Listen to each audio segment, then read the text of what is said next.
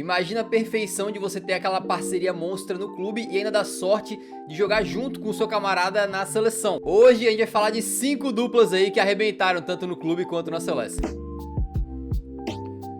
Começamos o vídeo falando de uma parceria muito épica, responsável por dar muitas alegrias ao torcedor rossoneiro, mas também em geral ao torcedor italiano, né? Que foi a combinação ali que um completava o outro, de Pirlo e Gattuso. Já adiantando que esses dois jogaram juntos por 10 anos, tá? O Gattuso chegou no Milan em 1999, vindo da Salernitana, enquanto o Pirlo chegou um pouquinho mais tarde, em 2001, negociado pela Inter de Milão, e por lá ficaria até 2011, depois de escrever uma linda história, né? E esses dois formavam uma parceria perfeita, dividindo o meio-campo ali com outros caras, dependendo se era pelo Milan ou pela seleção, ou a época, né, que eles estavam jogando, mas em geral os dois juntos funcionavam bem. O Pirlo era um volantaço, né, cara, mas não do volante que a gente tá acostumado, como um Casemiro, que é bom na marcação, né, que chega junto e tal, mas ele era um organizador de jogo que atuava na volância, né, então as principais qualidades do Pirlo eram técnicas. Ele tinha um passe absurdo, uma visão de jogo sensacional, ajudava a organizar, criar as jogadas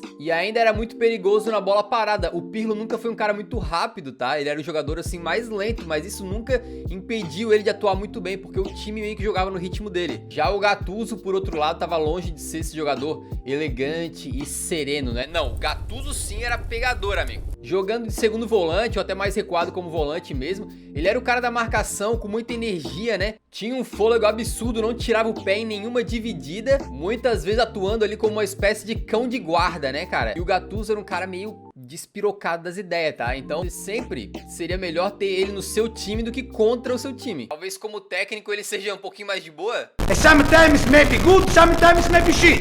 Pelo Milan foram anos da mais absoluta glória desses dois, né? Especialmente sob o comando do Carleto Ancelotti. Juntos eles ganharam vários títulos nacionais ali, mas principalmente jogaram 3 finais europeias, tá? Sendo titulares aí em cada uma delas. Tiveram aquela derrota histórica pro Liverpool em 2005, no Milagre de Istambul, é verdade, mas venceram em 2003 e em 2007, entrando de vez pra história do Milan, e calhou de Pirlo e Gattuso serem italianos, né? Então eles conseguiram repetir essa parceria na meiuca também na seleção da Itália, que foi muito útil para os caras, principalmente naquela campanha vitoriosa da Copa de 2006, né? Onde ambos foram titulares em cada uma das partidas do mata-mata até a final. Agora, falando do extracampo, vale citar a entrevista bem bacana do Gattuso, falando sobre o Pirlo, numa época que eles já iam se enfrentar como treinadores, né? Somos grandes amigos, tivemos grandes momentos juntos dentro e fora do campo.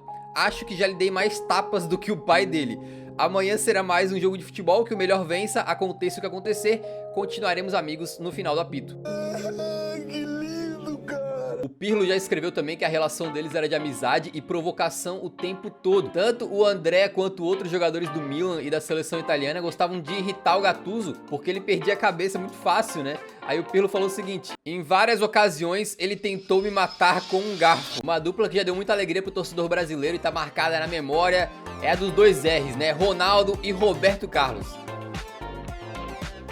Primeiro eles fizeram história vestindo a amarelinha, né? Os dois eram cracassos nas suas posições e aí juntos acabaram conseguindo fazer com que a seleção brasileira fosse ali sempre uma das maiores potências, né? Protagonista no futebol mundial, tanto é que com Roberto Carlos e Ronaldo, a seleção jogou 3 Copas do Mundo e chegou à final em 2 delas, né? Em 98, que a gente não precisa nem falar o que aconteceu naquela final desastrosa, e em 2002, que deu tudo certo. E além disso, também ajudaram o Brasil a chegar nas finais de Copa América em 97 e 99, levantando ambos os canecos. Essa é a síntese, né? Com esses dois em campo, o Brasil geralmente era simplesmente poderoso. E detalhe que nessas 4 finais que eu falei, né, o Ronaldo marcou gol em 3 delas, o cara era absurdo. E por clubes, ficou a cargo do Real Madrid a missão de juntar esses dois, né? E aconteceu lá em 2002. O Roberto Carlos já era jogador merengue e consagrado, tá? Já era uma lenda, porque tinha ganhado ali múltiplas Champions Leagues, enquanto o Ronaldo chegava como melhor do mundo, né? Depois de ter feito uma Copa absurda. No Real, os dois conquistaram algumas taças nacionais, mas não conseguiram repetir o mesmo sucesso a nível europeu, né? O que ficou mais na memória dessa época foi a questão dos galácticos, porque Roberto Carlos e Ronaldo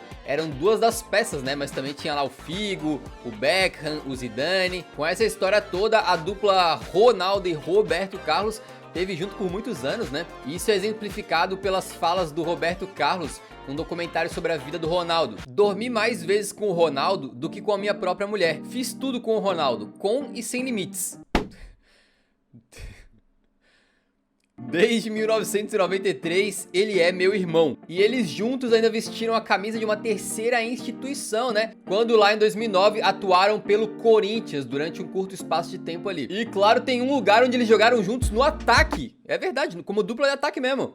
Foi no Winning Eleven. Quem jogava nas antigas sabe que botar o Roberto Carlos no ataque era assim, fatal, né? E o detalhe é que ele mesmo deu uma entrevista dizendo que ele fazia isso, né? Ele mesmo se colocava no ataque jogando Winning Eleven, então tá aí.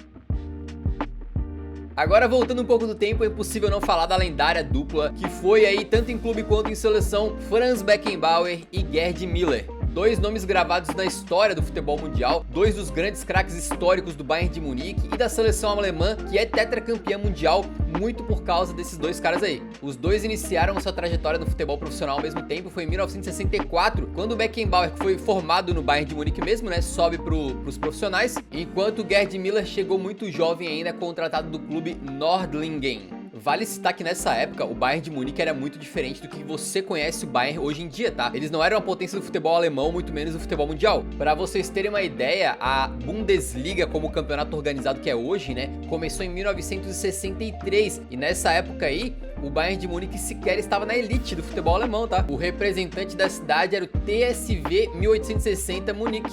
Foi com esses dois caras e outros membros dessa geração absurda de alemães aí, né, que o Bayern de Munique começou a se tornar o que é hoje. A gente pretende em outro vídeo do canal falar bastante sobre a história do clube como um todo, mas aqui é o momento de falar de Franz Beckenbauer, por muitos como o melhor defensor da história do futebol, um cara que não só defendia bem, mas que tinha uma qualidade de jogo absurda com a bola no pé, né, uma técnica e uma inteligência tão grandes que ele tinha liberdade para avançar no campo quando queria, né, ele originalmente começou jogando no meio campo também e foi apelidado de Der Kaiser, algo como o Imperador. Já o Gerd Müller, ele também tinha um apelido, né? Ele era o Der Bomber, algo como o Bombardeiro, e não era à toa, né? O baixinho tinha ali um canhão na perna direita e sabia fazer gol como poucos na história do futebol. Pra você ter uma ideia, o Müller é até hoje o maior artilheiro da história do Bayern de Munique, com 566 gols marcados. E esses caras juntos então mudaram para sempre o patamar do Bayern, não só vencendo vários títulos nacionais, como emplacando um tricampeonato consecutivo de Champions League.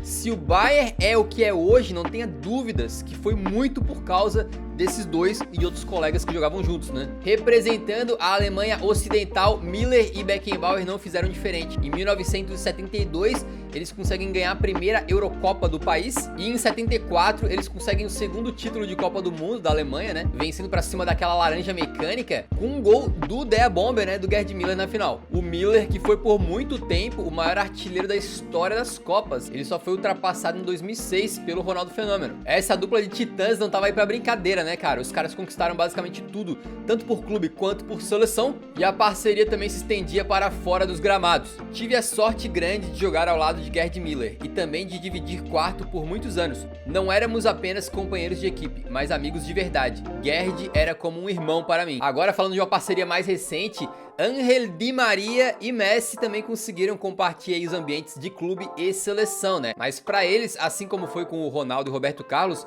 as principais glórias vieram com a própria camisa da Argentina. O curioso é que eles passaram muitos anos se enfrentando numa rivalidade acirrada, né? Porque o Messi jogava no Barcelona e o Di Maria jogava no Real Madrid. Mas quis o destino que por problemas financeiros o Messi tivesse que sair do Barcelona em 2021 e foi pro Paris Saint-Germain, onde já estava jogando o Di Maria. Juntos eles paparam ali um campeonato francês, né?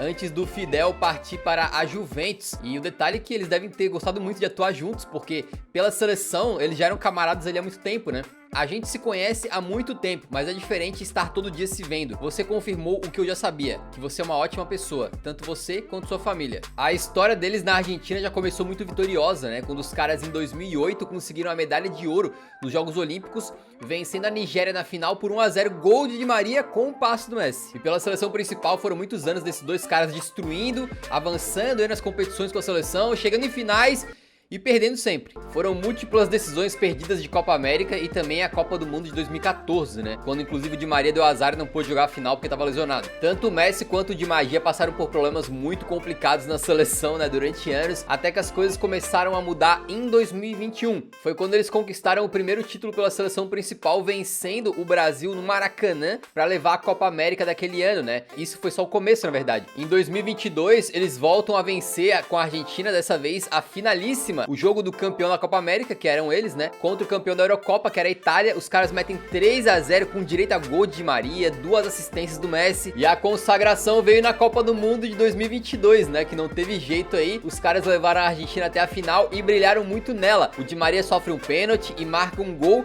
e o Messi marca 2 dos 3, né, que a Argentina fez naquela partida, que tornou os hermanos aí tricampeões mundiais, né. Esses dois canhotos aí, craques sagrados, marcaram seu nome pra sempre na história da seleção, e juntos eles foram absolutamente cruciais pros melhores momentos aí que a Albiceleste teve nos últimos anos, né. E pra fechar com chave de ouro, vamos falar então da dupla que virou praticamente um nome só, né, Xavi e Iniesta. Dois gênios do futebol que combinavam os seus talentos quase como se fossem uma pessoa só, dividida ali em 2 corpos, e que sempre atingiam o seu potencial máximo atuando juntos, né? Xavi e Iniesta marcaram época no Barcelona e na seleção espanhola e dividiram até mesmo o número de camisa, porque eles fizeram um acordo ali que um vestiria a 6 no clube e a 8 na seleção, e o outro vestiria a 8 no clube e a 6 na seleção. O que esses caras fizeram no Barcelona dispensa comentários, né? Com o suporte do Busquets no meio campo, Xavi e Iniesta conseguiram ganhar absolutamente tudo pelo clube, inclusive aquela temporada de 2009, onde eles ganharam todos os títulos possíveis, né? A temporada do sextete, com mais ou menos protagonismo, dependendo da época. Os dois juntos conseguiram papar 4 Champions Leagues, amigo. Não é pouco não, hein? O entrosamento e a qualidade dos caras era tão grande que, pô, a Espanha meio que assim ganhou na loteria, né? De ter esses dois ao mesmo tempo, cara.